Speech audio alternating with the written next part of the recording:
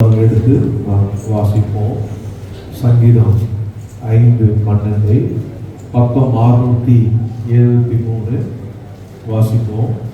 கர்த்தாவே, நீ நீதிமானை ஆசீர்வதித்து காரணம் என்னும் கேடகத்தினால் அவனை சூழ்ந்து கொள்வி. ஜெபிப்போம். அன்பும் கிருபையும் நிறைந்த எங்கள் பரலோக பிதாவே, குமாரனாகிய இயேசுவின் நாமத்தில் மீண்டுமாக உங்களுடைய சமூகத்தில் வருகிறேன். இப்போது வாசிக்கப்பட்ட இந்த வார்த்தையை கர்த்தர் தொட்டு பிட்டு ஆசீர்வதித்து எங்களோடு பேசும் அடையனை மறைத்து அந்த கிருபை இருக்கிறோம். இயேசுவின் நாமத்திற்கு ஆமென். நாம் தொடர்ந்து இந்த மாதம் வாக்குத்தத்தமாக இந்த வசனத்தை பயன்படுத்தி முதல் 1ஆம் தேதி நாம் என்ன பார்த்தோம்னா, இந்த வசனத்துடைய ஆதி பகுதியை நாம் பார்த்தோம். கர்த்தாவே, நீ நீதிமானை ஆசீர்வதித்து என்று நாம் பார்த்தோம். அதில் ஆண்டவருடைய சமூகத்திலே நாம் வரும்போது எப்படி இருக்க வேண்டும் என்று நாம் நீதிமானான ஆசீர்வாதத்தை பெற்றவர்களாக நாம் வர வேண்டும். அந்த ஆசீர்வாதத்தோடு எனக்கு போதும் என்று சொல்லாமல் அவரை தேடி அவர் சமூகத்துக்கு வர வேண்டும், அவரிடத்துல சொல்ல வேண்டும், அவரிடத்துல கேட்க வேண்டும் என்று 1ஆம் தேதி அவருடைய வாக்குத்தத்தமாக பார்த்தோம். நீதிமானாகிய இயேசு என்ன பண்ணினாருன்னா, ஆகாரம் தந்து ஆசீர்வதித்தார். நீதிமானாகிய இயேசு என்ன பண்ணினார் என்றால், பிள்ளைகளை ஆசீர்வதித்தார்.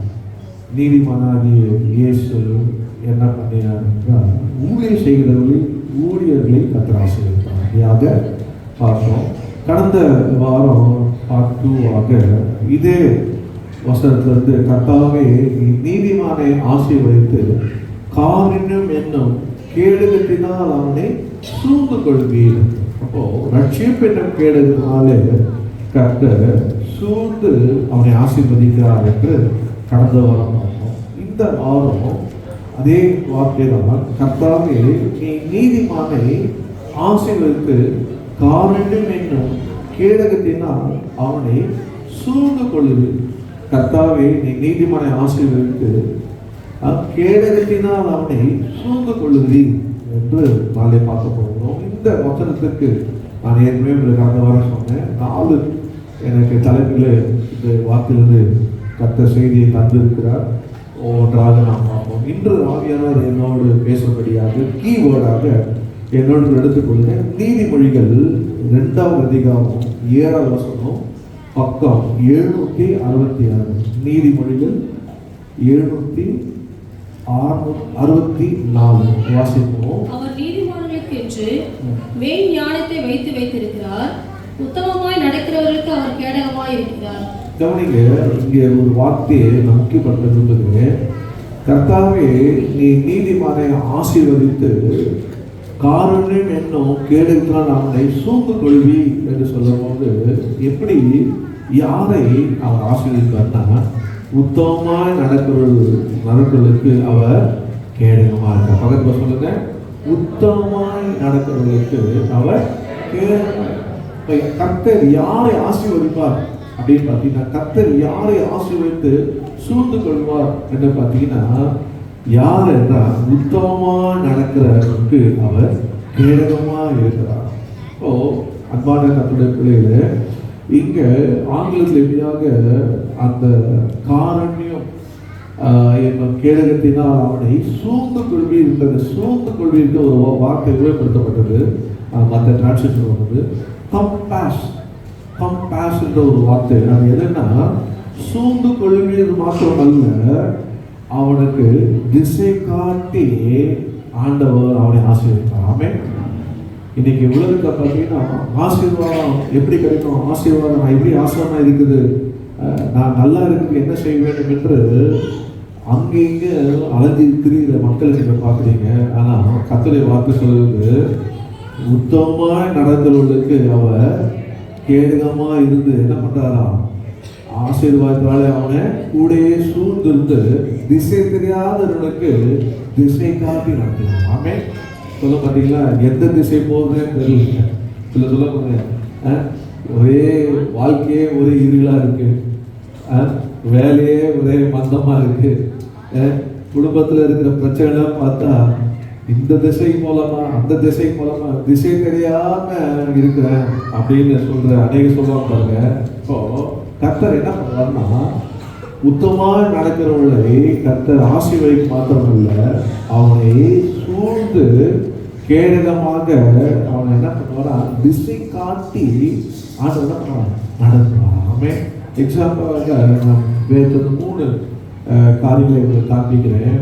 முதலாவதாக பார்த்தீங்கன்னா, யார் ஆண்டவர் கர்த்தர் இந்த வார்த்தையை சொன்னாருன்னா, நீங்கள் என்னோட எடுத்துக்கிறது ஆதியாகமம் 17ஆம் அதிகாரம் 1வது வசனத்தை நீங்கள் வாசிப்பீங்கன்னா, 17 அதிகாரம் 17 1வது வசனம் வாசிப்பீங்க.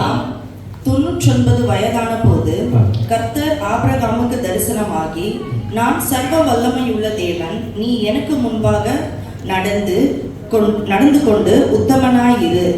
பாருங்க, முதலாவதாக walk before me as upright man, walk before me as upright woman. எனக்கு முன்பாக என்ன சொல்றாரு, நீ எனக்கு முன்பாக நடந்து உத்தமனா இரு என்று கர்த்தர் சொல்றார். கர்த்தருடைய பரிசுத்த நாமத்துக்கு மகிமை உண்டாதாக.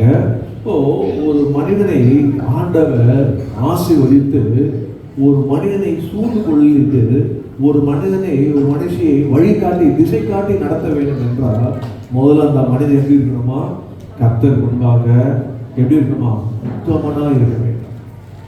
உத்தமனுக்கு கர்த்தர் துணை. உத்தமனை நோக்கி பாரு, அவனுடைய முடிவு சமாதானம். இப்படி நிறைய காய்கள் வேத நீங்க பார்க்கலாம். ஆனால் இந்த ஆபிரகாமுடைய அவர் வயது பாருங்க 99 வயசு. இன்னைக்கு வயசுல பெரியவங்களை இப்ப பார்த்து உத்தமனா நீ ஆண்டு நாடு அப்படின்னா, நீ சொல்ற உன் வயசு கூட என்னது, என் வயசுக்கு இல்லை, உன்னோட நான் பல வயசுல பெரியவன், நீ என்ன பார்த்து சொல்றியா அப்படின்னு சண்டை போடுவாங்க. ஆனா 99 வயசுல ஆண்டு சொல்றாரு, ஆபிரகாம் நீ என்ன பண்ண, எனக்கு முன்பாக உத்தமன். வீட்லயோ மனைவி இல்லை, முதல்ல நான் உன்னை பார்க்குறேன், நான் உன் கூட இருக்கேன்னா, நான் உன்னை நடத்தணும், நான் உனக்கு வழி காட்டணும், நான் உனக்கு திசையை காட்டி எந்த பக்கம் போகணும், வலது பக்கமா இடது பக்கமா நேராவா பின்னாடியா காட்டுறதுக்கு, நான் உன் கூட இருக்கிறதுக்கு உன்னுடைய குவாலிஃபிகேஷன் என்னன்னா, அந்த தகுதி என்னன்னா, நீ உத்தமனா இருக்க. ஆமே. நீ அப்படி உத்தமனா இருப்பியானா நான் என்ன பண்ணுவேன், ஆசீர்வதித்து உன்னை நான் என்ன பண்ணுவேன், கேடுக்கும் போல சூழ்ந்து கொள்வேன். ஹல்லேலூயா. கர்த்தருடைய அன்பான பிள்ளை, இந்த அதிகாரத்தை நீங்கள் வீட்டில் போய் 1லேருந்து 27 வரைக்கும் நீங்கள் பார்த்தீங்கன்னா அந்த திருவுந்து இருக்குது. நான் சில காரியங்களை மாத்திரம் காண்பிட்டு நான் கடந்து போகிறேன். பாருங்க, ஆண்டவர் முன்பாக அவனை நடக்க போது சொல்லும் போது ஆண்டவர் அவனை பார்த்து சொல்லுகிற வார்த்தைன்னு பார்த்தீங்கன்னா, உன்னோடு கூட அவர் சொல்றாரு, நான் ஸ்தாபிப்பேன் என்று. நீங்க அவர் பார்த்தீங்கன்னா, என் உடன்படிக்கையை ஸ்தாபிப்பேன். ஆண்டவர் தேவன் ஒரு மனிதன பூமியில உத்தமமாக நடக்கிற மனிதனுக்கு ஆண்டவர் சொல்றாரு, நான் எஸ்டாப்ளிஷ் பண்ண வைப்பார், என்னோட உடன்படிக்கை உன்னோடு கூட எஸ்டாப்ளிஷ் பண்றேன். ஏன் தெரியுமா, நீ உத்தமமா என்னோட நடக்கிறப்பாரு சொல்லி எஸ்டாப்ளிஷ் பண்றாரு பாருங்க. அது மாத்திரம் இல்லை, ஆபரோட வாழ்க்கையில இந்த கதை தெரியும், நான் சுருக்கமா அதை கடந்து போகிறேன். அவருடைய வயதுல 99 வயது சொல்றாரு, உன் பேரை மாத்துற. அது சொல்றாரு, இனி உன் பேர் 5ஆம் வசனம், ஆபிரகாம் எனப்படாமல் நான் உன்னை திரளான ஜாதிகளுக்கு தகப்பனாக ஏற்படுத்தினபடியால் உன் பேர் ஆபிரகாம் என்ன பாருங்க. 99 வயசாகி பேரை மாத்துன்னா எப்படி இருக்கும்? உங்க பேரை மாத்து சொன்னா நீங்க சும்மா இருப்பீங்களா? அந்த ஆஸ்டருக்கு கட்டிடுச்சு போகுது, என் பேரை மாத்து சொல்றாங்க. ஆமா சொல்ற 99 வயது பேரை மாத்துன்ற பேரை அவனுக்கே 99 வருஷமா என்னை எப்படிதான் கூப்பிட்டாங்க, இப்படி கூப்பிட்டாங்க. இப்போ புதுசா ஆபிரகாம் கூட பேரை மாத்துன்றாரு அப்படின்னு சொல்லி. ஆனா பாருங்க, அவன் தெரியும் ஆண்டவர் என்னோடு கூட ஸ்தாபிக்க போறாரு, உடன்படிக்கை ஸ்தாபிக்க போறாரு. அதுக்கு ஆண்டவர் பழைய வாழ்க்கை வேணாம், பழைய பேர் வானா, நீ என்ன உனக்கு நான் சொல்ற புதிய பேரோட புதிய உடன்படிக்கையோட என்னோட நாடு. ஆமே. அந்த ஆபிராமே பழைய ஆபிராம் வச்சுங்களேன் அப்படின்னு ஒன்று ஆபிரகாம் அப்படின்னு கூடும் போது கேட்பாங்க, ஏன் அவன் பேர் திடீர்னு ஆபிரகாம் மாத்திட்டேன்? ஏன்னா ஆண்டவர் என்னை ஆசீர்வதிக்கிறேன்னு சொல்லியிருக்கிறாரு. என் ஆண்டவர் என் கூட இருந்து வழி நடத்துவேன்னு சொல்லியிருக்கிறாரு. என் ஆண்டவர் எனக்கு திசை காட்டி வழி நடத்துவேன்னு சொல்லியிருக்கிறார். என் ஆண்டவர் அவர் முன்பாக என்னை உத்தமமா இருக்கும்படி சொல்லியிருக்கிறாரு என்று சொல்லி அங்க அவங்க சாட்சி சொல்லுவாங்க பாருங்க. ஏங்க ஆபிராம் இல்லையா அப்படின்னா, ஆபிராம் இல்லைங்க, ஆபிராம் இருக்கிறாரு. எப்படி சொல்லுங்க பக்கத்துல பார்த்து, ஆபிராம் இல்லை ஆபிரகாம் இருக்கிறார்.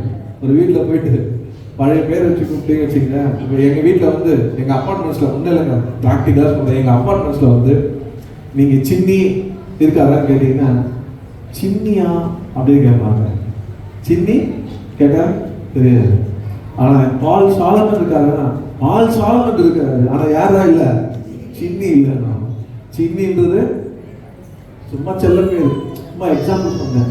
அதனால் மாஸ்டர் ஒரு பேர் இருக்கு சொல்லி ஹலோ சின்னிங்கெலாம் சொல்லாதீங்க பாருங்க. அப்போ அன்பான கத்துக்கிற பிள்ளைங்க, அப்போ அது ஒரு சாட்சி.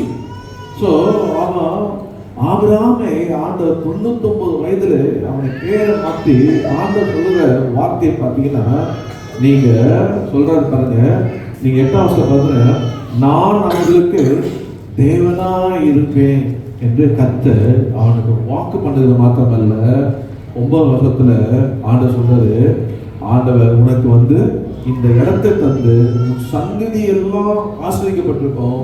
உன்னுடைய சந்ததியில 6ஆம் வசனத்துல நீ உன்னை மிகவும் அதிகமாய் பழுக பண்ணி இன்னிலே ஜாதிகளை உண்டாக்குவே, உன்னிடத்திலிருந்து ராஜாக்கள் கர்த்தர் அவனுக்கு அவனை ஆண்டவர் ஆசீர்வதித்து வாக்கு பண்ணுகிறார். நீங்க இன்னொரு பார்த்தீங்கன்னா, நீங்க ஆதியாகமம் 15:1 பார்த்தீங்கன்னா பக்கம் 15, நான் உனக்கு கேடகமாக இருக்கிறேன் பயப்படாத என்று ஆண்டவர் அவன் சொன்னார். பாருங்க, அவன் சொன்ன உடனே கர்த்தருக்கு தன்னை ஒப்பு கொடுத்து, அது மாத்திரமல்ல தன்னுடைய மனைவியாகி சாராளுக்கு 90 வயதா இருக்குது. அவரை பார்த்து சொல்ல பாருங்க, 15ஆம் வசனத்துல பார்த்தா, பின்னும் தேவன் ஆபிரகாமை நோக்கி கர்த்தர் என்ன பண்றாரு பாருங்க, எப்படி கூப்பிடுறாரு, ஆபிராமே பேரோடு கூப்பிடுறாரு. அவர் என்ன பேரு மாத்தன்னு சொன்னாரோ, கர்த்தர் பழைய பேர்ல ஆபிராம்னு கூப்பிடல. 15 சொல்லுது, பின்னும் தேவன் ஆபிரகாமை நோக்கி. ஒரு வார்த்தை ஆண்டவர் சொல்றாங்கன்னா, முதல்ல ஆண்டவர் தான் அது என்ன பண்ணுவாரு, இம்ப்ளிமெண்ட் பண்ணுவார். ரெண்டாவது அவங்கள இம்ப்ளிமெண்ட் பண்ணிருப்பாங்க. பாருங்க, ஆபிரகாமை யாருமே கூடாத நேரத்துல கர்த்தரே அவரை கூப்பிடுறாரு. ஆபிரகாமை நோக்கி, உன் மனைவி சாராயாய் இனி உன் மனைவி சாராயை இனி சாரா என்று அழையாதிருப்பாராக. சாரால் என்பது அவளுக்கு பேரர். சாரா 90 வயசுல கொண்டாடி பேர பார்த்து, எத்தனை வயசுல அதான் இருக்கீங்களா? மனைவி பாருங்க, 99 வயசுல அதான் இருக்கீங்களா? ஆனா இன்னைக்கு வீட்டுல யாராரு என்னென்ன பேர் வச்சுக்கன்னு தெரியல. ஹஸ்பண்ட் என்ன பேர் வச்சுக்கன்னு தெரியல, மனைவிக்கு என்ன பேர் வச்சுன்னு தெரியல. அது ஒரு நாள் வீட்டில் வந்து, அப்போல்லாம் ராஜாக்கள்லாம் பார்த்தீங்கன்னா விஷயம் போட்டு ஜனங்களுக்குள்ள போவாங்களாம். ஜனங்க ராஜாவை பற்றி என்ன பேசுகிறாங்க, அரசாட்சியை பற்றி என்ன பேசுகிறாங்க, நல்லது பேசுகிறாங்க, கெட்டது பேசுகிறாங்க. அதுபோல் ஊழியக்காரங்க விஷயத்தை அவங்க வீட்டுக்கு வந்து எப்படி இருக்கும், என்ன பேர் எப்படி கூப்பிடுறீங்கன்னு. ஏன் பிள்ளைங்களே பார்த்தாருங்க, அம்மாவா அப்பா எப்படி கூப்பிடுறாரு, பசங்களை கேள்வியில, அப்பாவா அம்மா எப்படி கூப்பிடுறாரு கேள்வி. அதே பசங்க வாடாங்க, யாரு வீட்டுக்கார மனைவி வாடாங்க, அவரு வாடி எங்க அது கூட பரவாயில்ல, அது வாடா போற அவங்க அடிச்சுக்கோ. பிள்ளைகள் அப்பாவை கூப்பிடுறாங்க, வாடாங்க. யாரு பிள்ளைங்க அப்பாவை வாடா, பிள்ளைங்க அப்பாவை வாடி. யாரு அதுதான் ரட்சிக்கவே படல. பக்கத்துல சொல்லுங்க, அதனால தைரியமா சொல்லுங்க, ரட்சிக்க ரட்சிக்கிறதுக்கு முன்னாடி நீங்க அப்படிலாம் செய்யறீங்க. நான் செய்திருக்கேன், பெரிய வயசான பார்த்து போயிட்டேன், கலவா வாடா கொஞ்சம் நெருப்பு எதுக்கு பத்த கத்திங்க வீடு பார்த்து வயசானவர்களை இப்போ நினைச்சா வெக்கமா இருக்கு, இப்படி துன்மார்க்கா வாழ்ந்த வேடா அப்படின்ட்டு. இப்போ ஏன் ரட்சிக்கப்பட்டல, ரட்சிக்கப்பட்ட உடனே சின்னவங்களோட அண்ணன், சாரி அண்ணன் அக்கா, யாரு சின்னவங்களோட அண்ணன் அக்கான்னு, அதுதான் உண்மையான ரட்சிப்பு. அதுதான் தேவனுக்கு முன்பாக கர்த்தரை ஆசீர்வதிக்கிற உத்தமமாய் நடக்குது. இன்னைக்கு திருவந்து வந்திருக்கிறோம், நீங்க எப்படின்னு பாருங்க. கர்த்தர்களோடு பேசுவாராங்க. கர்த்தர் நான் ஏன் சொல்லி தரேன்னா, நீங்க எப்படி இருக்கணும், கர்த்தர் உங்களை ஆசீர்வதித்து அவர் உங்களை சூழ்ந்து அவர் உங்களை வழி நடத்தணும், அவர் உங்களை வழி காட்டணும். நீங்க இந்த உலகத்தை கைவிடப்பட்டவங்க அல்ல, கர்த்தரால் தெரிந்து கொள்ளப்பட்டவங்க, கர்த்தரால் அழைக்கப்பட்டவங்க, கர்த்தராலே நீங்க மீட்கப்பட்டவங்க. ஆகினால உங்களை கர்த்தர் ஆசீர்வதிக்க வேண்டும். பாருங்க, சாராய் அம்மாவுக்கும் பேரை மாத்திட்டாரு. அவன் சொல்ல, ஏங்க நீங்க என்னை இது வரைக்கும் எப்படி கூப்பிட்டீங்க, எப்போ கல்யாணம் பண்ணா தெரியல, ஒருவேளை நான் நினைக்கிறேன் 70 வயசுல பண்ணிருப்பேன் நினைக்கல, 68 69. ஏன்னா ஆண்டவர் கூடும் போது 12ஆம் அதிகாரத்துல என்ன வயதா இருந்தாரா அவரு, நீங்க வாசிப்பீங்கனால் ஆபிரகாம் என்ன வயதா இருந்தாரா சொல்லப்பட்டிருக்கு. 73 12 பார்த்தீங்கன்னா 75 வயது உள்ள இருந்தார். அவர் கல்யாணம் எப்போ ஆயிருக்கோன்றீங்க, சரி நமக்கு அது வாங்க கத்தருக்கு ஸ்தோத்திரம். அப்போ அவ்வளோ வருஷமா அவரு சாராயின்னு கூப்பிட்டு இப்போ சாரா கூப்பிடுறாங்க. எங்கள் வீட்டுக்கு போய் கணவர் மேலாம் உங்கள் மனைவி போய்ட்டு அன்பா பேர் வச்சு கூப்பிடுங்க. இந்த முனை பேர்லாம் விடாதீங்க, கணவரை மனைவி கூப்பிடுங்க, அப்பாவை அப்பான்னு கொடுங்க, அம்மாவை அம்மான்னு கொடுங்க. சரி பாருங்க, கர்த்தர் உத்தமனாய் நடக்கும்படி கர்த்தர் சொல்லப்போ, walk before me as upright, எனக்கு முன்பாக நீ உத்தமமாக நடப்பேன்னா நான் என்ன பண்ணுவேன்னா உன்னை ஆசீர்வதித்து, உன்னை என்ன பண்ணுவேன்னா உன்னை கேடுக போல உன்னை சூழ்ந்து உன்னை திசை காட்டி நடத்துவேன் கர்த்தர் சொல்ல. எத்தனை விசுவாசிக்கிறீங்க? ஆமென். முதலாவது. இரண்டாவதாக திருவந்து இருக்குது, வேகமாக சுருக்கமாக பேசியிருக்காங்க. இரண்டாவதாக பாருங்க, ஒரு வார்த்தை சொல்லப்பட்டிருக்கு, என்னோடு கூட நீங்கள் எடுத்துக்கொள்வீங்கன்னா 1 சாமுவேல் 29ஆம் அதிகாரம் 6ஆம் வசனம், பேஜ் நம்பர் 381 வாசிப்போம். அப்பொழுது ஆகீஸ் தாவீதை அழைத்து, நீ உத்தமன் என்றும் நீ பாளையத்தில் என்னோட போக்குவரத்துமா இருக்கிறது என் பார்வைக்கு நல்லது என்றும் கர்த்தருடைய ஜீவனை கொண்டு சொல்லுகிறேன், நீ என்னிடத்தில் வந்து சேர்ந்த நாள் முதல் இன்றைய வரைக்கும் நான் உன்னில் ஒரு பொல்லாப்பும் காணவில்லை, ஆகிலும் பிரபுக்களின் பார்வைக்கு நீ பிரியமானவன் அல்ல. இரண்டாவதாக நான் இங்க ஒரு குறிப்பு தரேன்னா, வாண்டட் அப்ரைட் மேன், அதாவது உத்தமனான நீ, அந்த உத்தமன் அவனுக்கு வேண்டும், அவன் போகிற யுத்தங்களுக்கு அவன் வேண்டும் என்று அந்த ஆகீஸ் ராஜா அவன் சொல்ற வாண்டட் அப்ரைட் மேன். ரெண்டாவது என்னது? வாண்டட்.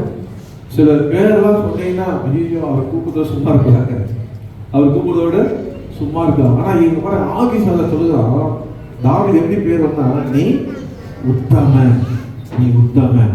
நீங்க இந்த அதிகாரத்தை வீட்டுல இருந்து நீங்க வீட்டுக்கு போயிட்டு 2லேருந்து நீங்க தொடர்ந்து இந்த அதிகாரம் முடிவு வரைக்கும் நீங்க வாசிப்பீங்கன்னா, தாவீதை குறித்து அவன் சொல்லுகிறாரு, நீ உத்தமன். இவ்வளவு ஒரு சாட்சி பாருங்க. அவரு இது ரொம்ப கஷ்டம், ஒரு சாட்சி சம்பாதிக்கிறது ரொம்ப கஷ்டம். இவன் போய் அங்க அடைக்கலமாய் சேர்ந்த அந்த ஆகீஸ் ராஜா இடத்துல அந்த ராஜாவே அறிக்கப்படுகிறாரு. என்ன அறிக்கை பண்றாருன்னா, நீ உத்தமமா. நீங்க 2ஆம் வருஷத்தை நீங்க 3ஆம் வருஷத்தை 3ஆம் வருஷம்னா, அப்போது பெலிஸ்தரின் பிரபுக்கள் இந்த எபிரியர் இடத்திற்கு என்றார்கள். ஆகீஸ் அவர்களை பார்த்து, இஸ்ரவேலின் ராஜாவாகிய சவுலின் ஊழியக்காரனாக இருந்த இந்த தாவீது இத்தனை நாட்களும் இத்தனை வருஷங்களும் என்னோடு இருக்கவில்லையா? இவன் என்னிடத்தில் வந்து சேர்ந்த நாள் முதல் இந்நாள் வரைக்கும் ஒரு குற்றமும் நான் இவனில் கண்டுபிடிக்கவில்லை. என்ன வருஷம் அவன் வந்த நாள் இருந்து இத்தனை வருஷமா என் கூடயே இருக்கிறான். ஆனா அவன் எப்படிதான் தாவீதை பார்க்கறானா சொல்ல மாட்டீங்களா? என்ன குற்றம் செய்தாருனா, இவன் என்ன குற்றம் பண்ணிருக்கான் அப்படின்னு அவனை பார்க்கறான். ஆனா என்னதான் இல்லையா, ஒரு குற்றமும் கண்டுபிடிக்க ஆண்டவராக இயேசு கிறிஸ்து பாருங்க, பிலாத்து திகிச்சான். இவர் மதிப்பதற்கு ஏதுவான குற்றம் ஒன்றும் செய்யலையே, இவரிடத்துல ஒரு குற்றமும் இல்லையே. பாருங்க, ஆண்டவராக இயேசு கிறிஸ்து சவாலை விட்டார். இதோ உலகத்தின் அதிபதி இடத்துல வருகிறான், ஆனா அவங்கள ஒன்றும் என்கிட்ட இல்லை. உங்களில் யார் என்னை பாவம் செய்தவங்களை சுற்றி காட்ட முடியுமா? அப்படி கை காமிச்சா பாருங்க. ஒருத்தனும் வாழ்க்கை எப்படின்னா, நம்முடைய வாழ்க்கை சாட்சி உள்ள வாழ்க்கையா இருக்க வேண்டும். நம்முடைய வாழ்க்கையை ஆண்டவர் முன்பாக உத்தமனாக நம்ம நடக்கும் போது நாம் அநேகருக்கு தேவையுள்ளவர்களை நடக்கும். ஆமே, இவன் நல்லவன்பான், இவன் உத்தமன்பான், இவனை நம்பலாம், இவனை நம்பலாம் அப்படின்னு சொல்லுவாங்க. பாருங்க, அதுதான் வாழ்க்கை. சில சொல்ல பாருங்க, முன்னக வீட்டுக்கு சொல்ல மாட்டீங்களா, ரெண்டரை பண்ணிட்டாங்க. அப்படிலாம் இருக்கக்கூடாது, அதெல்லாம் செய்யக்கூடாது. வளர்ந்து விடுத வாலிபர்களுக்கு சொல்லுகிறேன், இனி வளர போற வாலிபர் சொல்லுகிறேன், கர்த்தர் உன்னை ரட்சித்திருப்பாரானால், ரட்சிப்பினை கேடகத்தை நீ பெற்றிருப்பாயானால், அவர் முன்பாக உத்தமனா நீ நடக்கும் போது உன்னை அநேகர் என்ன பண்ணாங்க, அவனை கூப்பிடலாமா, அவன்கிட்ட சொல்லலாமா, அவனுக்கு தரலாமா இப்படின்னு சொல்லுகிற மோஸ்ட் வாண்டடா எதில் நல்ல காரியங்களில் உதவிக்கு, வேலைக்கு, யுத்தத்துக்கு, ஊழியத்துக்கு, எல்லாவற்றுக்கும் உங்களை இல்லாம எந்த காரியம் செய்யாத அளவுக்கு நீங்க கர்த்தர் முன்பாக அப்டேட்டா வாழ்ந்தீங்கன்னா எல்லா இடத்துலையும் உங்களை கொண்டு வந்து என்ன பண்ணாங்க, அங்க நிறுத்துவாங்க. ஆமே, இனி எங்கேயுமே நிறுத்த மாட்டாங்க அப்படின்னு சொன்னா, ஒண்ணு மனுஷன் பயம், ஐயோ இதுகிட்ட போதோட போகாம இருக்குது. சொல்லுவாங்க, கிவ் ரெஸ்பெக்ட், சொல்லுங்க, டேக் ரெஸ்பெக்ட். ஆங்கிலம் பேசுறீங்க, சொல்லுங்க, கிவ் ரெஸ்பெக்ட், டேக் ரெஸ்பெக்ட். மரியாதை கொடுத்து மரியாதை வாங்கிக்கிறோம். அந்த காலத்துல வாழ்வோம். இப்போ அன்பானவர்களே, கர்த்தர் ஒரு மனிதன் உத்தமமாய் நடப்பானா அவன் எப்படியாப்பட்டா சாட்சி பெற்றவனா இருக்கு. கர்த்தர் அவன் கூட இருக்கிறார், கர்த்தர் அவனை ஆசீர்வதிக்கிறார். அவனை வெற்றி காரியம் செய்தவனா கர்த்தர் எப்படி பண்ணுவார், ஆசை பாருங்க. அவனை பத்தி சொல்றான் பாருங்க. அவனுக்காக பேசுறது மாத்திரமல்ல, அவனுக்காக வழக்கானது மாத்திரமல்ல, அவனுடைய அந்த வார்த்தையை சொல்லி கொடுத்த உடனே 5ஆவது சொல்லப்பட்டிருக்கு, சவுல் கொன்றது 1000, தாவீது கொன்றது 16 என்ற இந்த தாவீதை அல்லவா ஆடி பாடி சொன்னாங்க.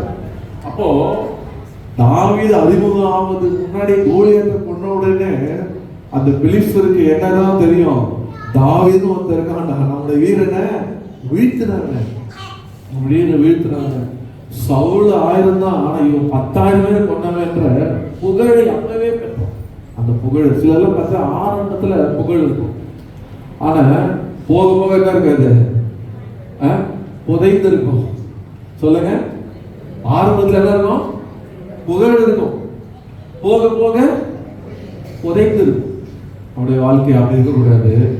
அந்த புகழ் எப்பவுமே அந்த புகழை கட்டி காக்க வேண்டும். காரணம், கர்த்தர் முன்பாக உத்தமமாக நடக்கும் போது அப்படி. அப்போ இங்க சொல்லப்பட்டிருக்கு, தாவீதை குறித்து அவர்கள் புகழ்ந்து பேசுறாங்க.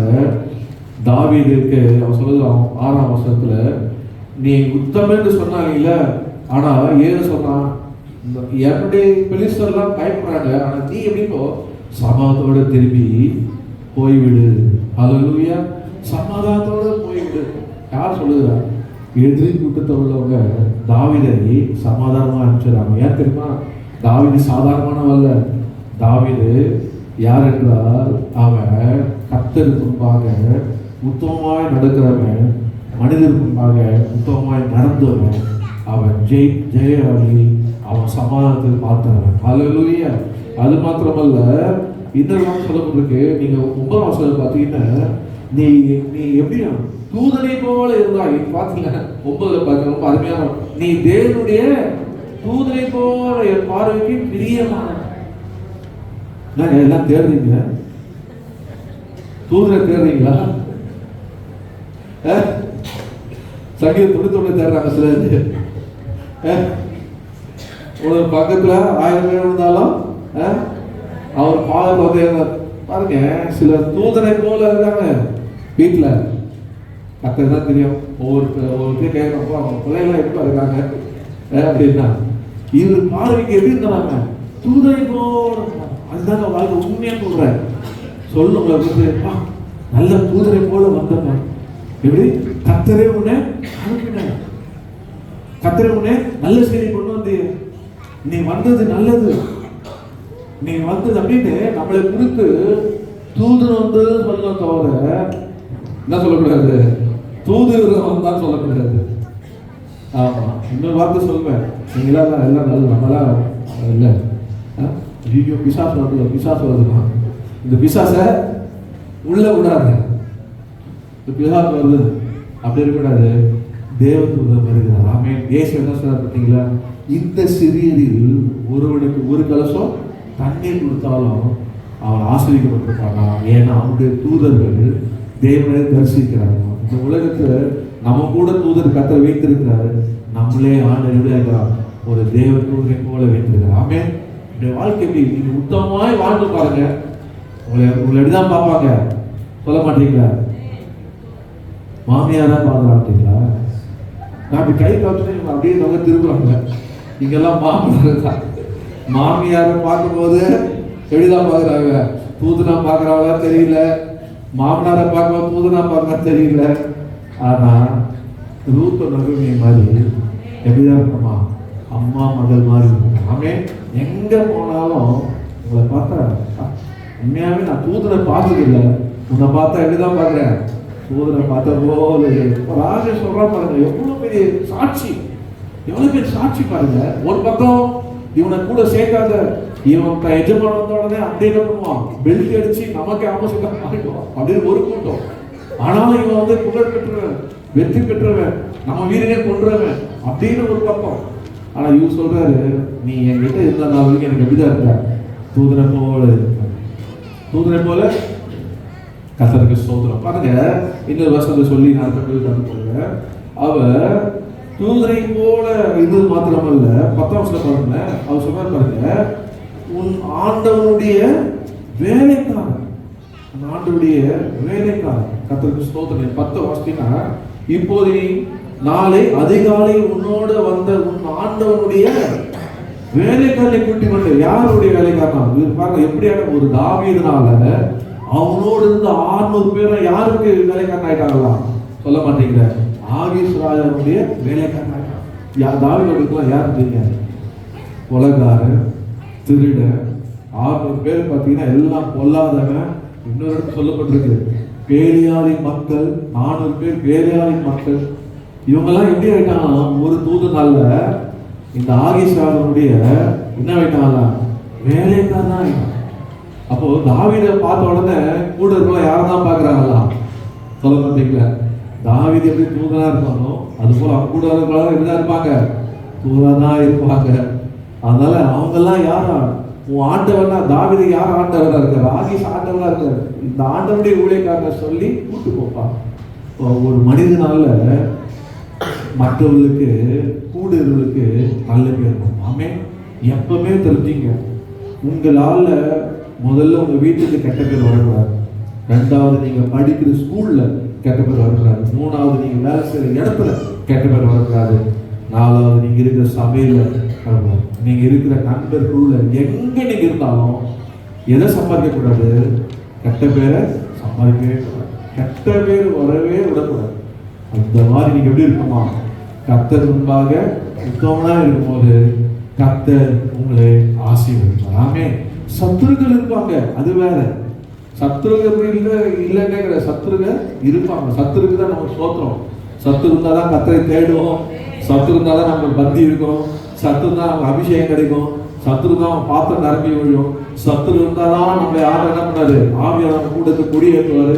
சத்துரு இருக்கணும். வாழ்க்கையில எதுவுமே இல்லாத அமைதியா போனா அவங்க எதுக்கு வாழணும், ஒரு சுவாரஸ்யம் இல்லாத, ஒரு சேலஞ்சிங் இல்லாம, ஒரு சவால் இல்லாம, ஒரு ஆண்டு மேல ஒரு அன்பு இல்லாம, வைராக்கியம் இல்லாம இப்படி வாழ முடியாத ஒண்ணு பிரயோஜனமே இல்லை. ஆனா எப்படி வாழணும்னா சவால்களை சந்திக்கணும், அல்லது உலகத்தை ஜெயிக்கணும், கர்த்தர் நம்ம கூட இருக்கணும், நம்ம அவர் முன்பாக நம்ம வாழணும், நம்ம போற இடத்துல அவரு நாமம் நம்ம மூலியமா வழிபடணும், எல்லாரும் வாயால நம்ம இவன் நமக்கு வேணும், இவன் நமக்கு வேணும், இவன் நமக்கு வேணும் தொழில் பண்ணணும், நம்ம பற்றி சாட்சி சொல்லணும், நம்ம சமாதானமாக நாங்கள் அனுப்பணும். போகும்போது என்ன பண்ணணும், கட்டி பிடிச்சது சமாதானமா அனுப்பணும். நம்ம கூட இருக்கிற எல்லாரையும் பார்த்து எல்லாம் என்னுடைய வேலைக்காரன்னு சொல்ற மாதிரி நம்ம நடந்துக்கணும். எவ்வளவு பெரிய ஆசீர்வாதம் பாருங்க.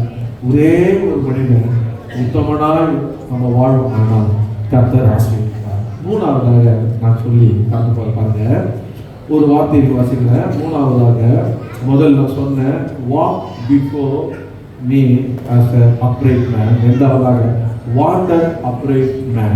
மூணாவதாக will deserve upright man. will deserve upright man. தகுதியான உத்தமன். நீங்க 1 சாமுவேல் 15:28 வாசிக்கணும். பக்கம் 360 வாசிங்க. பக்கம் 360.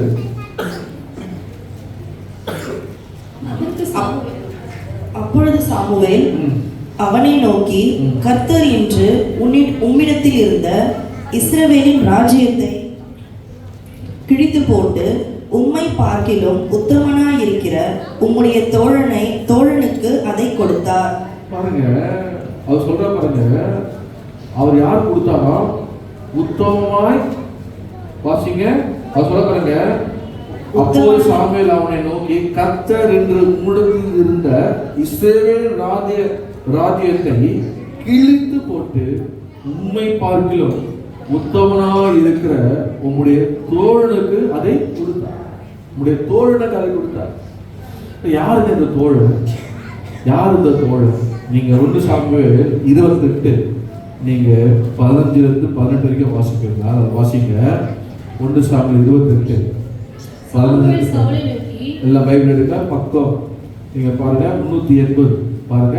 வாசிமா. சாமுவேல் சவுலை நோக்கி, நீ என்னை எழும்பி வர பண்ணி என்னை கலைத்தது என்ன என்று கேட்டான். அதற்கு சவுல், நான் மிகவும் நெருக்கப்பட்டிருக்கிறேன். பெலிஸ்தர் எனக்கு விரோதமாக யுத்தம் பண்ணுகிறார்கள். தேவனும் என்னை கைவிட்டார். அவர் தீர்க்கதரிசிகளாவது சொப்பனங்களிலாவது எனக்கு மறு உத்தரவு அருளுகிறதில்லை. ஆகையால் நான் செய்ய வேண்டியதை நீர் எனக்கு அறிவிக்கும்படிக்கு உம்மை அழைப்பித்தேன் என்றார். அதற்கு சாமுவேல், கர்த்தர் உன்னை விட்டு விலகி. கர்த்தர் உன்னை விட்டு விலகிட்டார். எப்போ? 15ஆம் அதிகாரத்திலேயே விலகிட்டார். இப்போ 28ல சொல்லாமரத்துல எல்லாம் கண்ணு கெட்டவன சூரியனாம் சொல்ல போற அந்த மாதிரி 15ஆம் அதிகாரத்திலேயே அவன்கிட்ட விலகிட்டார். விலகிட்டு சொல்றாரு, கர்த்தர் விட்டு விலகி உனக்கு சத்துருவா இருக்கும் போது நீ என்னிடத்தில் கேட்பானே. கர்த்தரே யாரா இருக்கலாம்? சத்ருவாய். கர்த்தரே ஒரு சத்ருவா இருக்கும்போது நீ எதை கேட்பாங்க? கர்த்தர் என்னை கொண்டு 15:28 சொன்ன கர்த்தர் என்னை கொண்டு 15:28 சொன்னாரு. இப்ப 28:15 வராரு. எங்க சாமுவேல் 15:28 சொன்ன சாமுவேல மரித்த சாமுவேல் உயிரோட எழுப்பி அவன் குறி கேட்கிறான். 28:15 ஆண்டவர் அவன் சொல்றாரு, கர்த்தர் என்னை கொண்டு சொன்னபடியே செய்து முடித்து ராஜ்யத்தை உன் கையிலிருந்து பறித்து அதை உன் தோழனாகிய தாவீதுக்கு கொடுத்து விட்டார். அது உன் தோழனாகிய தாவீது கொடுத்து விட்டார். பாருங்க. சோ இதுதான் சொன்னேன், வெல் டிசர்வ் அப்ரைட் மேன். தாவீது யார் அப்படின்னா சவுலுக்கு தோழன் சொல்றேன். சவுளுடைய தோழனா இருக்கிற சவுல் இருந்து தாவீதை எடுத்து தாவீது ஆண்டவர் அப்பவே கொடுத்துட்டார். ஆனா இதை அறிந்து கொள்வதற்கு பாருங்க, சாமுவேலுக்கு எப்பதான் தேவைப்படுதான்? இதுதான் அவருடைய கடைசி சந்திப்பு, அதாவது வார்த்தை, சாமுடைய வார்த்தை கேட்கறது. நான் சொல்றது என்னன்னா, மனவுல தாவீது வெல் டிசர்வ்டா இருக்கும். நான் சொல்றேன், நீங்க மாத்திரம் அப்ரைட்டடா நீங்க ஆண்டு முன்பாக நீங்க இருப்பீங்கன்னா உங்களுக்கு என்ன வெல் டிசர்வ்டோ அது கத்தனப்படாது கையில கொடுப்பாங்க. ஆமென். மேபி டிலே, மேபி தடை இருக்கும், தாமதம் இருக்கும். ஆனா கர்த்தர் உங்க உத்தமத்தை பார்ப்பார், உங்களுடைய வாழ்க்கையை பார்ப்பார். நீ உங்களுடைய ஆண்டவர் முன்பாக நீ எப்படி நடக்கிறதுன்னு பார்ப்பார்.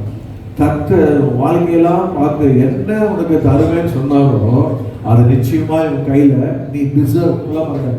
இஸ் டிசர்வ் அப்படின்னு நீ டிசர்வ். இப்பெல்லாம் ஃபர்ஸ்ட் ப்ரைஸ் அதாவது ஸ்கூல்லேயே 100க்கு 100 வாங்கிட்டான் அப்படின்னு சொல்லும் போது நம்ம வீட்டில் என்ன சொல்லுவாங்க, இதுக்காக டிசர்வ். ஏன்னா எனக்கு தெரியும் அவன் இதுக்காக இரவு பகலும் பாடுபட்டான், அவன் ப்ரொமோஷன் வாங்கிட்டான்ப்பா. அப்போ கூட சொல்லுவாங்க, இந்த ப்ரொமோஷனுக்கு இவன் டிசர்வ். ஏன்னா உண்மையாக உழைத்தான், கடினமாக உழைத்தான். அதனால இந்த ப்ரொமோஷனுக்கு அவன் டிசர்வ். இந்த வீடை வாங்கிட்டான்ப்பா அப்படின்னா, ஆமாம் கஷ்டப்பட்டு பிளான் பண்ணி வாடகைலேருந்து லீஸ்க்கு போய் லீஸ்லேருந்து இப்போ இவன் வந்து வீடை வாங்கியிருக்கான். இந்த வீடை வாங்கி இவன் டிசர்வ்டு போல அவன் டிசர்வ்டு சொல்லத்தக்கதாக டிசர்வ்டா, அதாவது என்ன காரியம் இருந்தாலும் கர்த்தர் அதை பெற்றுக்கொள்ளும்படி கர்த்தர் செய்வார். ஆமென். பாருங்க, தாவீது வாழ்க்கையில பார்த்தீங்கன்னா 1 சாமுவேல் 24:17 அவர் சொல்லுவார். 374 பக்கத்துல பார்த்தீங்கன்னா அவர் சொல்லுவார், நீ நீதிமான்னு சொல்லுவார். நீ என்ன காட்டிலும் நீதிமான்னு சொல்லுவாரு. நீங்க 26-25 பார்த்தீங்கன்னா அவர் சொல்லுவாரு பாருங்க, பக்கம் 379 அப்போது சவுல் தாவீதை நோக்கி, என் குமாரனே தாவீதே, நீ ஆசீர்வதிக்கப்பட்டவன், நீ என் பெரிய காரியங்களை செய்வார், மேல் மேல் என்ன பண்ணுவார், பலப்படுவாய் இருப்பார். பாருங்க, இப்போ ஒரு வெல் டிசர்வ்டு பர்சனுக்கு உடைய வாழ்க்கையில நடுவில் என்ன வந்தாலும், யார் தடை பண்ணாலும், யார் பறிக்க பார்த்தாலும் அவன் வாயால் அறிக்கை செய்வாரு, நீ யார் தான் நீதிமான், நீ யார் தான் ஆசீர்வதிக்கப்பட்டவன், நீ யார் தான் இந்த ராஜபாரத்தை ஆளுவதற்கு நீ பாத்திரமான் என்று கர்த்தர் அப்படியாக அவனோடு பேசி அவன் ஆசீர்வதித்தார். 3 காரியங்கள் என்னால் சொன்னேன். ஒன்று என்னவா, வெல், அதாவது walk before me as a upright man, எனக்கு முன்பாக உத்தமனாய் நட. நீ எப்படி இருப்பேன்னா, கர்த்தராலே நீ ஆசீர்வதிக்கப்பட்டு அவராலே நீ கேடுகளை சூழ்ந்து கர்த்தருடைய என்ன பண்ணுவாராம், கர்த்தருடைய வழிகாட்டி நடத்துவார். 2வதாக வாண்டட் அப்ரைட் மேன், தேவையான உத்தமன், நீ உத்தமன் என்று வேணும் எனக்கு ஒரு அளவுக்கு தாவீது வாழ்க்கை இருந்தது.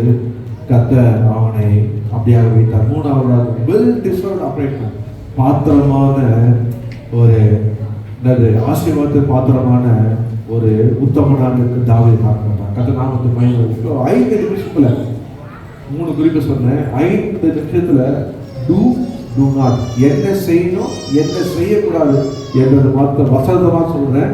நீங்க வீட்டுல போய் வாசிங்க, நேரம் இல்லை, 5 நிமிஷம் இருக்கு, நான் சொல்ற பாருங்க. முதலாவதாக என்ன, எல்லாரும் ஆதியாகமம் 17:1 நீங்க எடுத்துக்கோ. 17:1 நீங்க எடுப்பீங்கன்னா அதுல என்ன சொல்றாங்கன்னா, எனக்கு முன்பாக நடந்து கொண்டு உத்தமனா இருக்கும். அவருக்கு முன்பாக நடந்து கொண்டுனா எல்லா காரியம் நடந்து கொள்ளாது. முக்கியமா நான் சொல்றேன், என்ன செய்யக்கூடாது, டூ நாட், நீ செய்யக்கூடாது. கவனிங்க, என்ன கேட்கக்கூடாது, என்ன செய்யக்கூடாது என்ன சொல்றாரு. சில இடத்துல கர்த்தருடைய வார்த்தையை நீங்க கவனிக்கல, கேட்கல அப்படின்னா, எதுக்காக கர்த்தருடைய வார்த்தையை ஆண்டு நம்மளோட பேசுறாருன்னா, அந்த வார்த்தையோட என் வாழ்க்கை இருக்கான்னு நீ சரி பண்ணணும். அந்த வார்த்தையோட வாழ்க்கை இல்லைன்னா அப்பவே என்ன பண்ணணும், சரிப்படுத்தணும். உங்க ஆசீர்வாதத்தின் வழியை சொல்லுங்க. கர்த்தர் உங்களோடு இருந்து உங்களை சூழ்ந்து உங்களை வழிகாட்டி உங்களை நடத்துறதை நான் சொல்லுவேன். ஏதோ எனக்கு டைம் பாஸ் பண்ணி போறது இல்லை, எனக்கு பிடிக்காத ஒரு வேலையை வேலை, பாஸ்டர் வேலை, சுவிசேஷனா எவ்வளோ வருஷம் ஊழியம் பண்ணிட்டோம், ஆனால் நடத்தி விட பார்க்கல. கர்த்தர் என்னை வந்து என்ன பண்ணாரு, நீ போய் நீ வார்த்தை கொடுப்பேன், சபையை கட்டுவேன், நீ போய் என் ஜனங்களுக்கு ஏழைகளுக்கு அவங்களுக்கு வார்த்தை சொல்லி கொடுங்க. படிப்படியாக நீங்களே பார்க்குறீங்க நான் எவ்வளோ படிப்படியாக படிக்காதவங்களுக்கு படிப்படியாக சொல்லி கொடுக்குறேன் பாருங்க. வார்த்தையை கவனிங்க. என்ன அசட்டை பண்ணல, கர்த்தருடைய வார்த்தையை அசட்டை பண்ணுறீங்க. ஆண்டுடைய வார்த்தையை அசட்டை பண்ணுற எப்படின்னு வேலையில் இருக்கு. நான் அதுக்குள்ள போல பாருங்க, என்ன செய்யக்கூடாதுன்னா, சங்கீதம் 19:13 சொல்லுது, 14 சொல்லுது, என்ன செய்யக்கூடாது, துணிகரமான பாவங்கள் செய்யக்கூடாது. துணிகரமான பாவத்துக்கு போகாத நம்மளை காக்கணும். நம்ம துணிகரமான போற பாதைக்குள்ள நம்மளை போயிடக்கூடாது. துணிகரமான பாவம் அப்படின்னா பெரிய பெரிய பாவம், வெளிகாரமான பாவம், மறைவான பாவம், இதெல்லாம் நம்ம என்ன பண்ணணுமா, காத்துக்கொள்ளணுமா. நீங்க 2வதாக சொல்ற பாருங்க, மாறுபாடான உதடுகள். நீதிமன்றம் 19:1 மாறுபாடான உதடுள்ள மூடனை பார்க்கணும். அந்த வசனத்தை வாசிங்க. 779 மாறுபாடான உதடுகளுள்ள மூடனை பார்க்கிலும் உத்தமனாய் நடக்கிற தரித்திரனை வாசி. மாறுபாடான பாருங்க, ஒரு கண்ட்ரோல் இல்லாம சொல்லுமா, தார்மாரா ஓடுறாப்பா மாதிரி மாறுபாடான உதடா கண்டதே பேசுறது அப்படி இருக்க கூடாது. இதான் ஆர்டர் சொல்லுங்க. கர்த்தருக்கு ஸ்தோத்திரம். 3வது பாருங்க, சங்கீதம் 15:2-1 677 உத்தமனா நடந்து சத்தியத்தை பேசுகிறவன் தானே கர்த்தாவினுடைய கூடாரத்துல யார் இருப்பா? ஒன்னாவதுல உத்தமமாய் நடந்து சத்தியத்தை பேசுவான். வாழ்க்கை உத்தமமாய் நடப்பான், அவன் சத்தியத்தை தான் பேசுவான். அவன் எங்க நீங்க பார்க்கலாம்? சபையில நீங்க பார்க்கலாம். சபையை விடவே மாட்டான், கர்த்தர் அவனை விடவே மாட்டான். அப்போ யார் சபையில நடத்திருப்பா? ஆண்டுடைய கூடத்தில் எடுத்திருப்பா, பரலோகத்தில் யார் எடுத்திருப்பான்னா மனதாக சத்தியத்தை பேசுங்க, உத்தமமாய் நடக்கிறாங்க. 4 பாருங்க, தன் மனதை அடக்கிறவன் உத்தமன். நீதிமொழி 16:32. மனதை அடக்கணுமா? மனசு திடீர்னு கோவப்படும், மனசு திடீர்னு ஆசைப்படும், மனசு பண்ணும். ஆனா அந்த மனதை அடக்கணுமா? அமைதியா எனக்கு தெரியும் சொல்லி எல்லாத்துக்கும் ஏன் எதுக்கு அப்படின்னு நம்ம மனதை அடக்கணும். 5வதாக பொறுமை உள்ளவன்.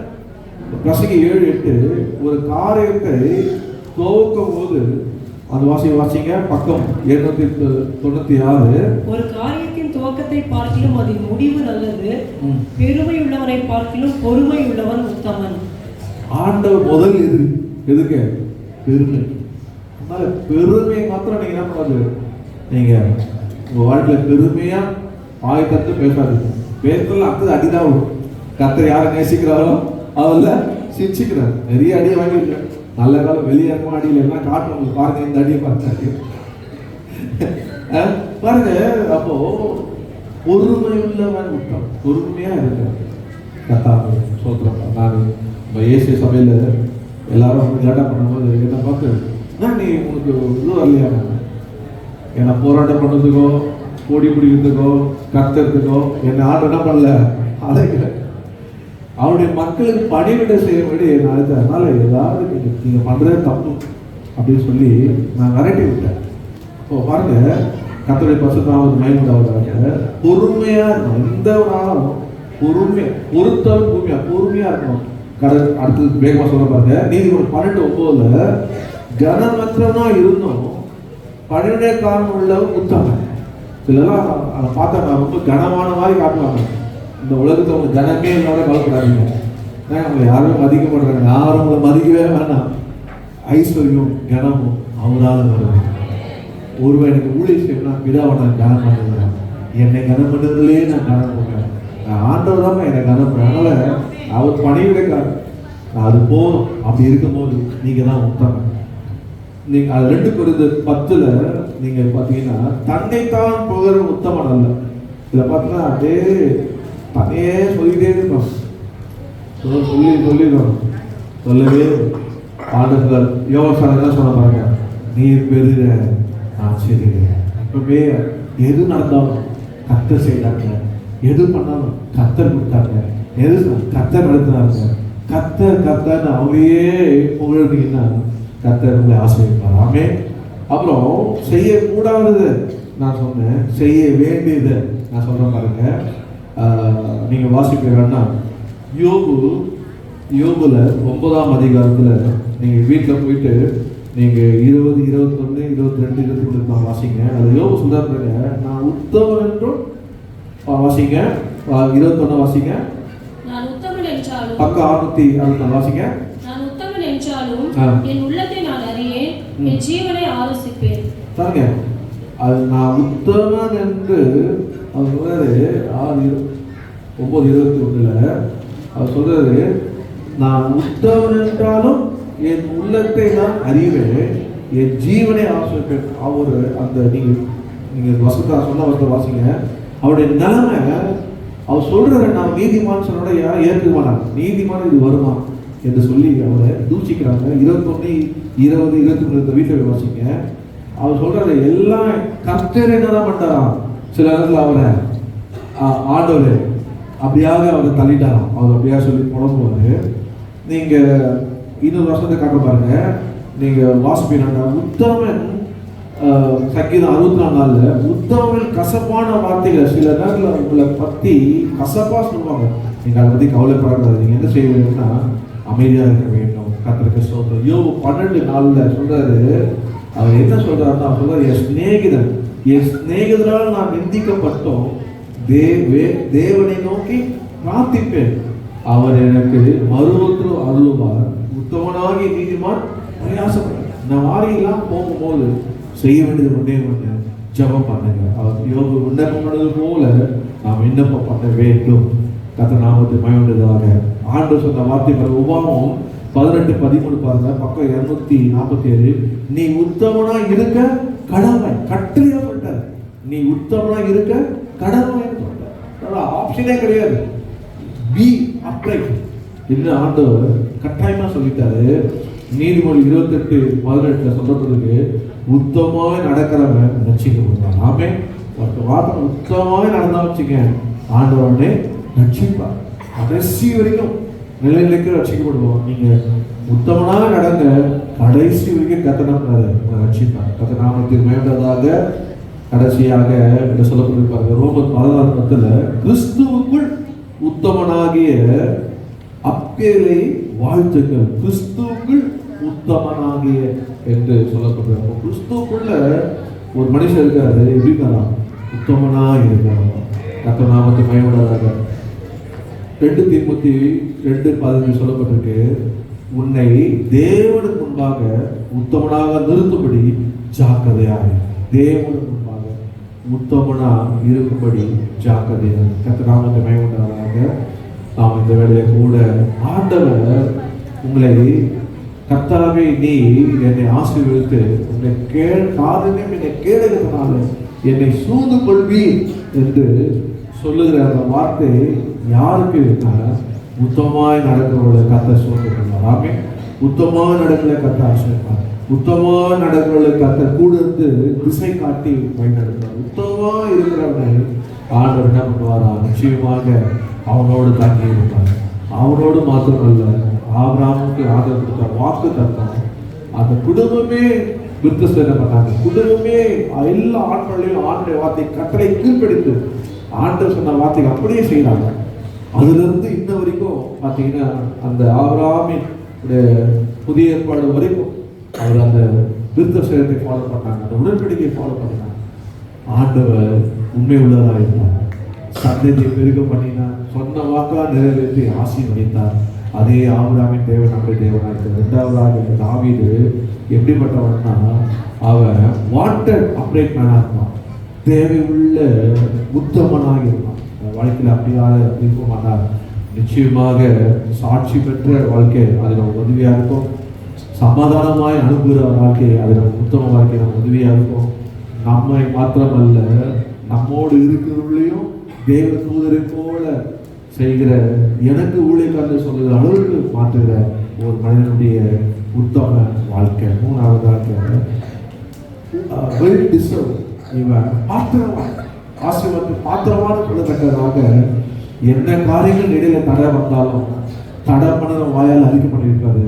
இவன் நீதிமான், இவன் உத்தமன், இவன் ஆசீர்வதிக்கப்பட்டவருக்கு கர்த்தர் அதை செய்திருக்கிறார். ஆமே, செய்யக்கூடாதது செய்ய வேண்டியது சொன்ன கர்த்தர் செய்வார்கள். இந்த வேளையில கூட நாம் எல்லாம் முழங்கால் படியிட்டு கர்த்தர் சமூகத்திலே ஜெபத்திலே ஆண்டவருடைய இந்த நிமிஷம் வரைக்கும் ஆண்டவர் சமூகத்திலே கர்த்தருக்கு பிரியமில்லாத அந்த வாழ்க்கை இருக்குமானால் இன்னைக்கு ஒப்பு கொடுத்துருக்கேன். என்னை புது மனுஷனாய் மாற்றணும்ப்பா, புது மனுஷியாய் மாற்ற மாட்டாங்க. நான் எனக்கு நீதிமானாய் உத்தமனாய் நான் வாழணும். எனக்கு உதவி செய்யும். எனக்கு கர்த்தரை கேளுங்க, கர்த்தர் உதவி செய்வார். வழி தெரியாம வந்திருக்கேன்னு சொல்றீங்களா? இன்னைக்கு வழி காட்ட கர்த்தர் உங்களை சூழ்ந்து கொள்வார். அதுக்கு இடம் கொடுங்க. கர்த்தர் திரும்ப செய்வாராக. இந்த திரும்ப நேரத்தில் மூலிகை கணக்கு நடத்திருக்கணும். இந்த திரும்ப நேரத்தில் நீங்க ஆண்டவர் முன்பாக நல்ல மனசாட்சியோடு இருக்க வேண்டும். பாவ பழக்கத்திலேயோ எதுலேயுமே பங்கு உள்ளவங்க இது தொடக்கூடாது. அபாத்திரமாய் பானம் பண்ணக்கூடாது. இதை நல் மனசாட்சியோடு நான் பானம் பண்ண கர்த்தர் நம்ம திரும்ப செய்வாராக. ஒரு 5-10 நிமிஷத்தில் நான் முடிச்சிடுவேன். நீங்கள் பொறுமையாக தேவ சமூகத்தில் காத்துக்க முடியாத ஒரு அனுபவம் கேட்கொள்ளுங்க. நம்ம ஒரு பாடலை பாடி கர்த்தரத்தை நம்ம சுத்திகரிக்க முடியாத நாம் சொல்வோம். When my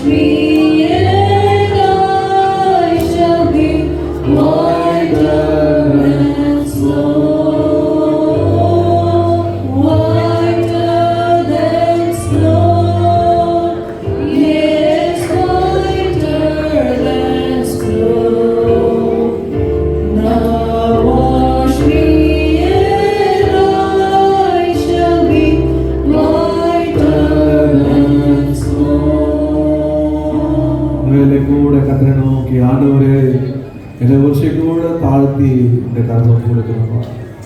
இந்த உங்களுடைய சரீரத்தையும் உங்களுடைய ரத்தத்தையும் பானம் பண்ண என்னை தகுதிப்படுத்தும். உங்களுடைய ரத்தத்தினால என்னை கழுவும், என்னை மன்னிங்க ஆண்டவரே. ஆண்டவருடைய எல்லா பாவங்களும் எனக்கு மன்னித்து என்னை ஆண்டவர் இப்போதே ரத்தத்தினால என்னை ஆண்டவரை கழுவும் என்று கேளுங்க. தாவீது சொல்கிறார், உங்களுடைய ஈசோப்பினால் என்னை சுத்தம் செய்யுங்க, அப்போதான் வெண்ணையை போல வெண்மையாகன்றார். அவரை ஈசோப்பல்ல, இயேசு கிறிஸ்து ரத்தத்தினாலே கழுவப்படுகிறார். அவரே நம்மை கழுவி சுத்தம் செய்வாராக. இது அவருடைய வருகைக்கு நம்மை ஆயத்தப்படுத்துகிறது. இது நம்ம வருகைக்கு நம்மை தகுதிப்படுத்துகிறது. இது ஒரு அதாவது ஜட்ஜ்மெண்ட் போல. நம்ம யாரையும் ஜட்ஜ் பண்ண வேண்டியதில்லை. கர்த்தரை திருவுது நம்ம பங்கெடுத்தோம்னாலே கர்த்தர் நம்மை பார்க்கிறார், கர்த்தர் உங்களை பார்க்கிறார். அல்லேலூயா. ஆண்டவரே என்னை ரத்தத்தாலே கழுவி எனக்கு உம்மிடத்தில் பங்கு உண்டுப்பா. உங்களுடைய பாடுகள் எனக்கு பங்கு உண்டு ஆண்டவரே. ஆண்டவரே கர்த்தாவே இயேசுவே, இயேசு வருகையிலே ஆண்டவருடைய ஆளுகையில் எனக்கு பங்கு உண்டாங்க. ஆகினால என்னை இந்த அப்பத்தையும் ரசத்தையும் பாடம் பண்ண என்னை தகுதிப்படுத்தும். உங்களுடைய வார்த்தைப்படி அப்பா என்னை நினைவு கூறபடி இதை செய்கிற சொன்னீரு. கல்வாரி சிலுவை எனக்காக அடிக்கப்பட்டீரு, எனக்காக ரத்தம் செஞ்சீரு. என் வாழ்க்கையை மாற்றினப்பா. ஆண்டவரே கர்த்தாவே ரட்சிக்கப்பட்டேன் என்று சொல்லுகிறேன் நான். அபிஷேகம் பெற்றேன் என்று சொல்லுகிறேன் நான். சபையில் இருக்கிறேன் என்று சொல்லுகிறேன் நான்.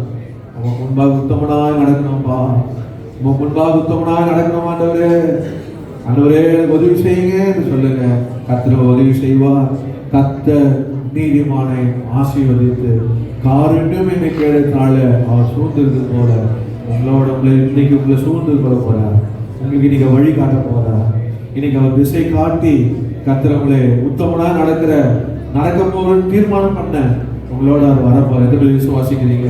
ஆண்ட வாய் தன்னாட்டவரு என் கூட வாங்க, எனக்கு வழி தெரியலப்பா, எனக்கு வழி தெரியாம திசை தெரியாம இருக்கிறப்பா, திசை காட்டுங்க, வழி காட்டுங்க.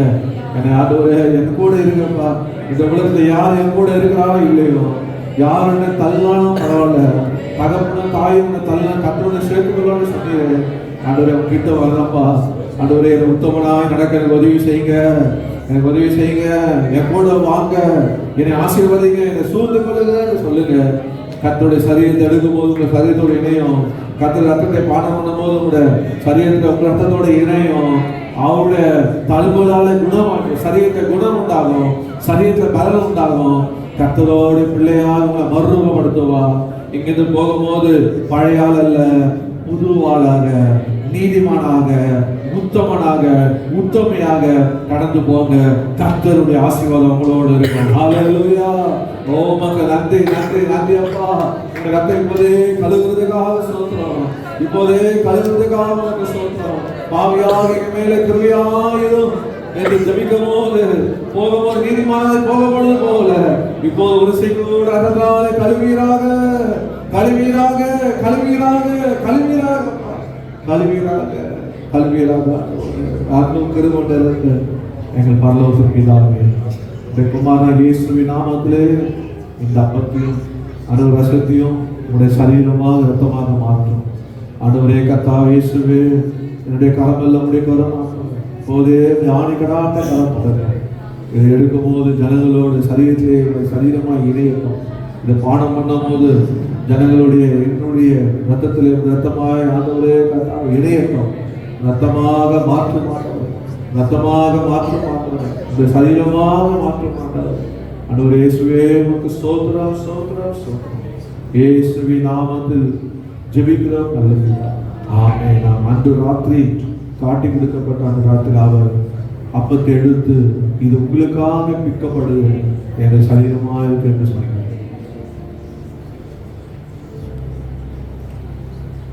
இது உங்களுக்காக சிந்தப்படுகிற ரத்தமா என்று சொன்னார்.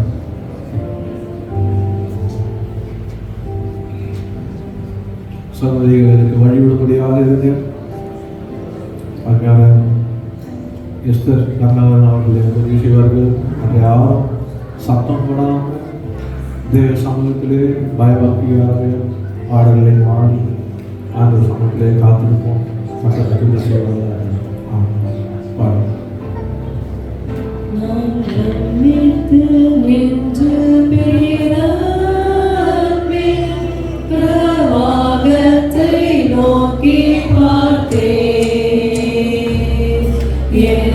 உள்ளத்தில் மெய் சமாதானம் சம்பூரணமாய் அடைந்தேன். மாதூய ஊதியத்தால் என் பாவம் நீங்க கண்டேன். இயேசையரின் ரட்சிப்பினால் நான்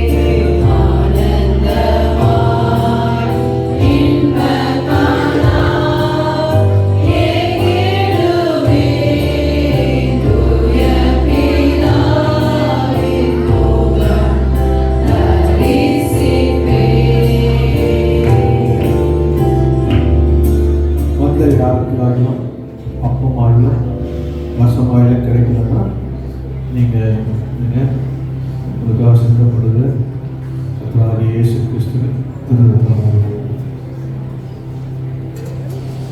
யாரும் இருக்கீங்களா? இருக்கோமா? நாம் சொல்லுவோம். கர்த்தர் நல்லவர். ஹல்லேலூயா. காரணம் என்னை கேட்டால் காத்துக்கொள்வி கர்த்தாவை நீதிமானை ஆசீர்வதிக்கிறேன். எதிர்காலம் பயமில்லையே எனக்குள் இருப்பதால், எதை குறித்த கவலை இல்லை எனக்குள் இருப்பதால். எதிர் விசுவாசிக்கிறேன். ஆமென். பாடி நம்ம வாங்க முடியுமா? Thank you Jesus. இந்த இது மாத்திரம் பாட முடியுமா? காரணமே நம் கேட்டால் காத்துக்கொள்கின்றேன். கர்த்தாவே நீதிமானை ஆசீர்வதிக்கிறேன்.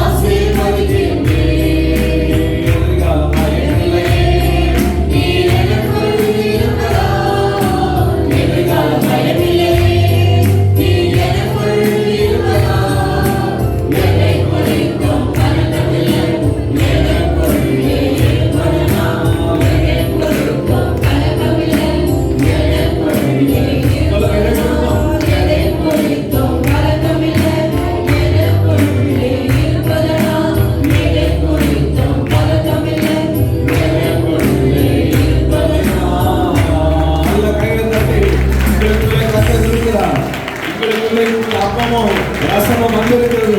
அவருடைய சரீரம் உங்களுக்குள்ள வந்திருக்கிறது. அவருடைய ரத்தம் உங்களுக்குள்ள வந்திருக்கிறது. அவர்களுக்குள்ள வந்தபடினாலே நீங்க அவருக்குள்ளான உத்தமனாய் நடக்க மாத்திரம் ஜாக்கிரதையாக இருக்க. கர்த்தரை ஆசீர்வதிப்பார். கர்த்தர்களோடு இருப்பார். அவர்களை சூழ்ந்து கொள்வார். அவர்களுக்கு செய்யாமல் இருக்கிற திசை காட்டி கர்த்தரை வழிநடத்துவார். விசுவாசிக்கிறீங்க காலையிலே கர்த்தரை வார்த்தை மகனே மகளே எனக்கு முன்னால மாத்திரம் இருந்தவனாயிரு. எனக்கு முன்னால மாத்திரம் இருந்தவனாயிரு. நீ செய்வதெல்லாம் ஜபம் பண்ணு. செய்வதெல்லாம் ஜெபித்து கொண்டே இரு.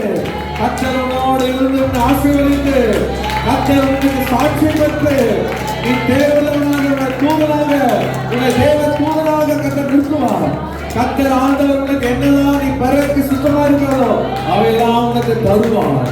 You are well deserved to be blessed. நீ ஆசீர்வதிக்க பாத்திரவான். கர்த்தரே உன்னை ஆசீர்வதிப்பார். கர்த்தாவே நீ நீதிமான ஆசீர்வதித்து சொல்லுமா?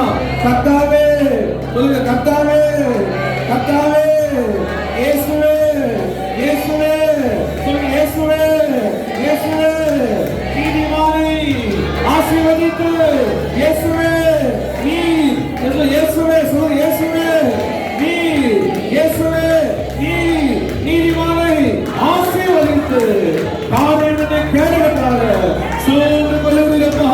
இந்த காலவழியில் இயேசுவை சூழ்ந்து கொள்ளுகிறா. இந்த உலகத்தில் இருக்கிறவா உனக்குள்ள இயேசு சூழ்ந்து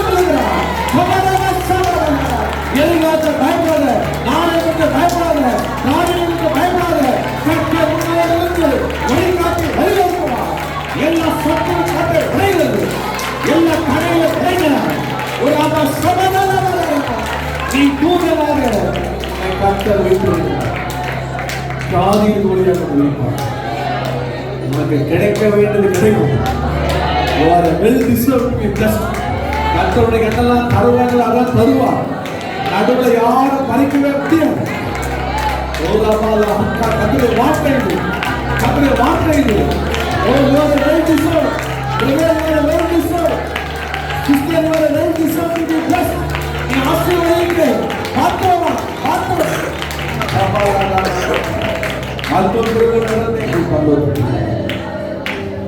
குமாரனாகிய இயேசுவின் நாமத்தில் கூடின மட்டுமாய் ஆவியானதை மத்திய ஆசீர்வாதம் பாடல் மூலியமாய் மையப்படுத்த துதி ஸ்தோத்திரத்து மூலியமாய் உயர்த்தப்படும்.